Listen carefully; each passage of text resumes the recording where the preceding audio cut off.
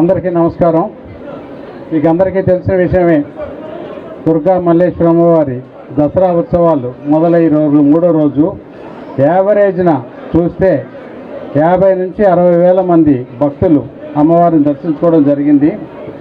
అట్లాగే ప్రసాదాలు అంటే లడ్డూలు అందరికీ కూడా ఈసారి సక్రమంగా ఎక్కడా కొరత లేకుండా ఇవ్వటం కూడా ఇప్పటివరకు దిగ్విజయంగా అమ్మవారి చల్లతో చేయటం జరిగింది.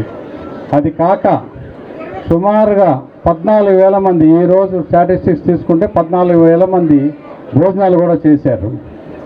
ఈసారి కొంచెం ఎప్పుడు లాగా కాకుండా ఈసారి కొంత వినూత్న పద్ధతిలో కొంచెం హోల్డింగ్ ఏరియాస్ అవి పెట్టి భక్తులకు అసౌకర్యాలు తగ్గించాలని చెప్పి, పూర్తిగా అసౌకర్యాలు లేవని నేను చెప్పను, డెఫినెట్గా కొంత క్రమబద్ధీకరణ చేపించి ఇంప్రూవ్మెంట్ చేశారు.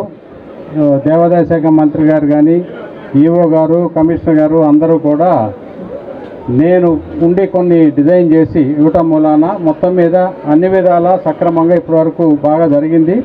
నెక్స్ట్ టైంకి ఇంకా ఇంప్రూవ్ చేయడానికి కూడా ఇందులోంచి మేము స్టడీ చేసి ఇప్పుడు ఏమన్నా చిన్న చిన్న పొరపాట్లు జరుగుంటే అవి కూడా తెలుసుకొని చెబుతాం.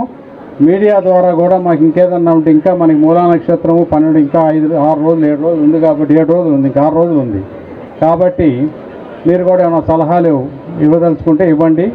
అది కాకుండా ప్రజలకు కూడా మేము కాల్ సెంటర్ పెట్టాం, దాని ద్వారా కూడా సలహాలు ఇస్తే ఇంకా భక్తులకి సౌకర్యాలు ఇంప్రూవ్ చేసే విధంగా పనిచేస్తామని చెప్పి మనం చేస్తూ సెలవు తీసుకుంటాం.